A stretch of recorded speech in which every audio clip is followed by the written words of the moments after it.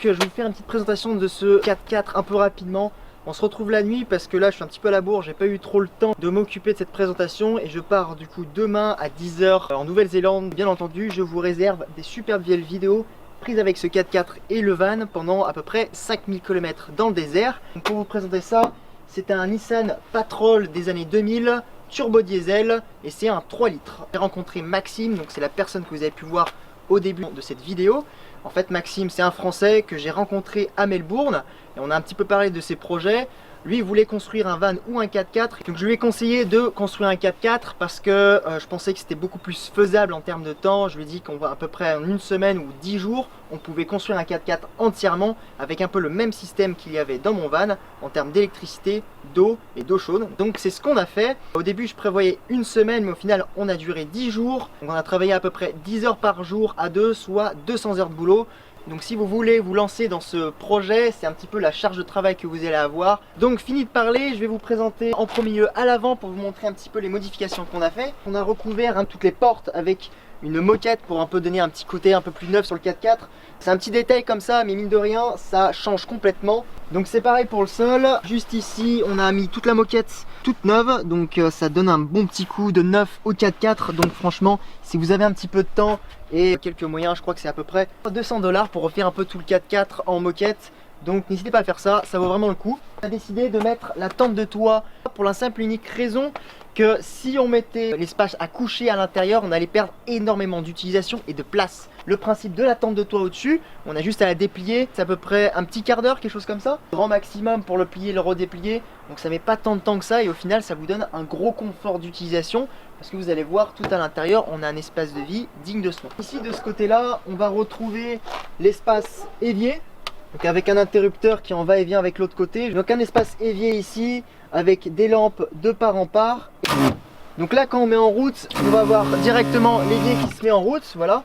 Et on va avoir aussi l'eau qui va s'écouler par une petite trappe à ce niveau ici. Et donc du coup l'eau va s'écouler en dessous du 4x4 tout simplement sur le sol.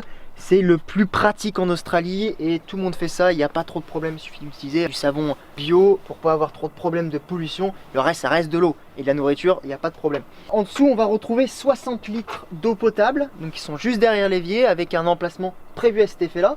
On va retrouver la bouteille de gaz qui vient alimenter uniquement le chauffe-eau ici. Pour utiliser l'eau chaude, on a juste besoin de bouger le siège et ensuite on peut utiliser l'eau chaude.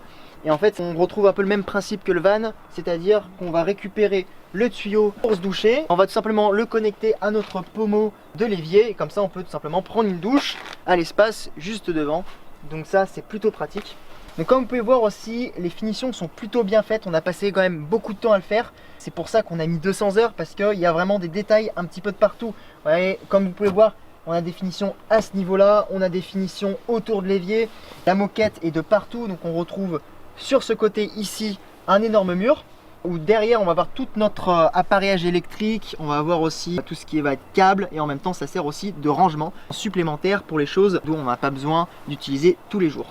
On va retrouver aussi une petite caméra de recul ici qui est plutôt utile on va dire pour pouvoir reculer sans problème parce que bon vu qu'on a tout l'aménagement on voit plus grand chose. Donc quand on ouvre on va retrouver donc là actuellement un grand espace vide, mais généralement sur ce côté là à droite on va retrouver toutes plein de caisses qui vont permettre en fait de ranger divers autres accessoires, les outils et quelque chose comme ça. Sinon sur le côté gauche ici on va retrouver l'interrupteur pour les lampes arrière avec le 240 à ce niveau là et ensuite l'USB qui est contrôlé tout simplement avec un interrupteur. Et comme vous pouvez voir on a aussi des angles de finition métallique sur les jonctions de moquette. Donc comme vous pouvez voir aussi on a acheté ce grand tiroir. En fait c'est quelque chose qui est fabriqué chez Kings, ça coûte dans les 500 $, donc c'est un certain prix, mais si vous le fabriquez vous-même vous allez perdre beaucoup de temps et au final c'est vraiment très rigide et très pratique, vous allez voir pourquoi.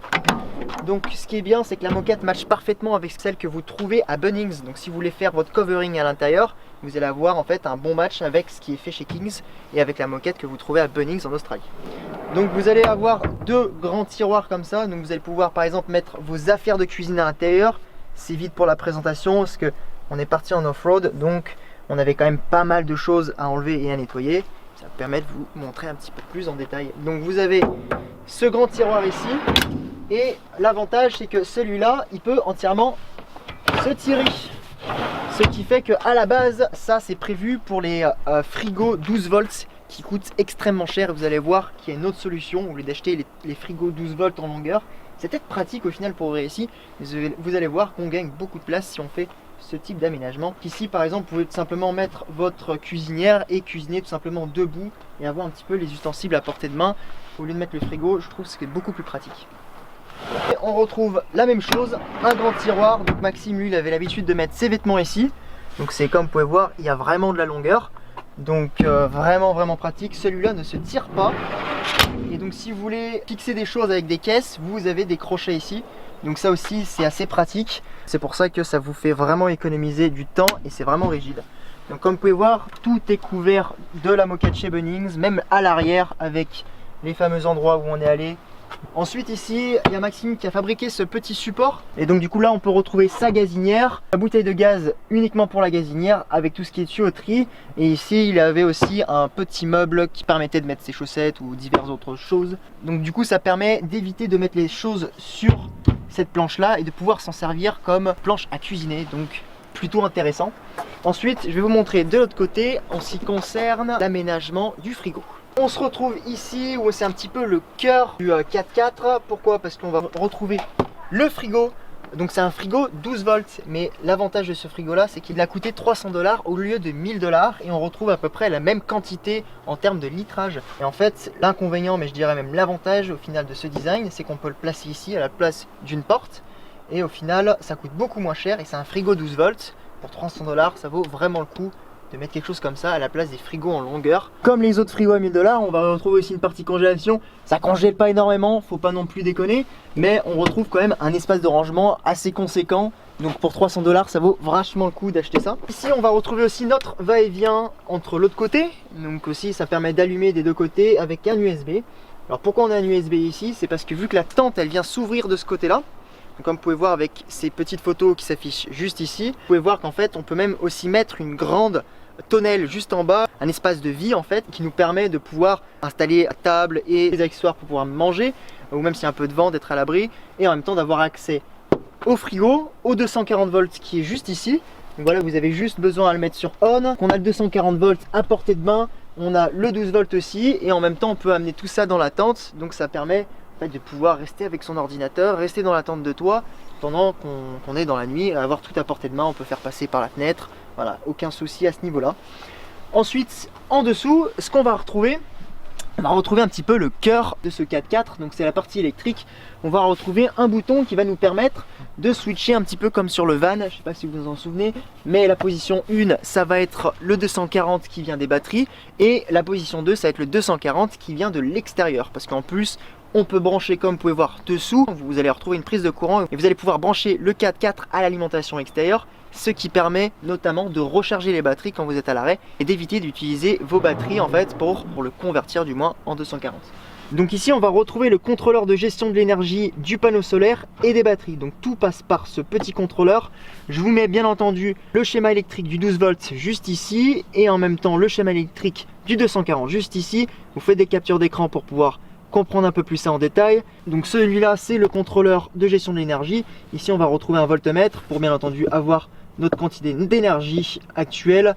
Ici on va avoir un wattmètre qui nous calcule en temps réel combien on consomme d'électricité, donc plutôt utile afin de pouvoir gérer un peu quel appareil consomme le plus d'énergie. Juste à droite là-bas on va retrouver notre porte fusible. Ça va être tout simplement notre protection complète de notre installation sur le frigo, sur la pompe, les lumières, etc. l'USB. Ici on va retrouver le coupleur séparateur, en anglais ça s'appelle le split charger.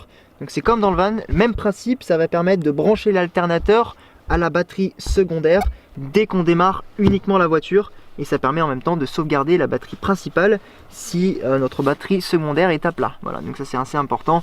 Et ici bien entendu on va retrouver les protections du 240 pour éviter de prendre le courant si on a un défaut électrique. Sur le côté passager, pareil, on va retrouver le revêtement, bien entendu, comme vous avez vu, c'est un petit peu de partout. Si on vient voir de ce côté ici, on peut voir aussi qu'on a aussi des rangements. On a un panneau solaire qu'on va brancher dessous, comme vous avez pu voir, il y a une petite prise comme sur le van pour pouvoir produire de l'énergie quand on s'arrête. Ensuite ici c'est notre tente qui permet de prendre notre douche et de pouvoir se cacher. Et ici on va retrouver notre table à manger. Ah oui, et dernier petit point à l'intérieur, comme vous pouvez voir, on a mis des petits crochets sur le plafond. Vous êtes peut-être demandé à quoi ça servait. Et en fait, tout simplement que si vous voulez par exemple acheter une planche de surf, ça vous permet de pouvoir mettre la planche de surf à l'intérieur. Si à la place, normalement ça devrait rentrer. Si vous voulez faire ça, sachez, c'est fortement possible dans à peu près n'importe quelle voiture, parce qu'à l'intérieur vous avez des poutres de maintien. Elles sont assez petites, donc il faut vraiment pas se foirer et vraiment visser dans ces petites poutres, autrement vous allez traverser votre carrosserie. Ou alors vous pouvez utiliser la méthode des rivets pop, c'est à vous de voir. Nous on a fait ça à l'auto-perforante, c'était un petit peu long et chiant, mais au final c'est passé. Donc du coup je vais revenir un petit peu avec vous dans quelques instants pour pouvoir vous expliquer un peu plus de détails sur ce 4x4, un peu les choses qu'on a fait avec, les choses qu'on peut faire et quels sont au final les avantages et les gros inconvénients de vivre dans un 4x4. Vous allez voir qu'il y a quand même pas mal d'avantages, mais aussi il y a pas mal d'inconvénients. En tout cas je vous laisse là-dessus, j'espère que vous avez bien apprécié ce petit design et je vous dis à tout de suite.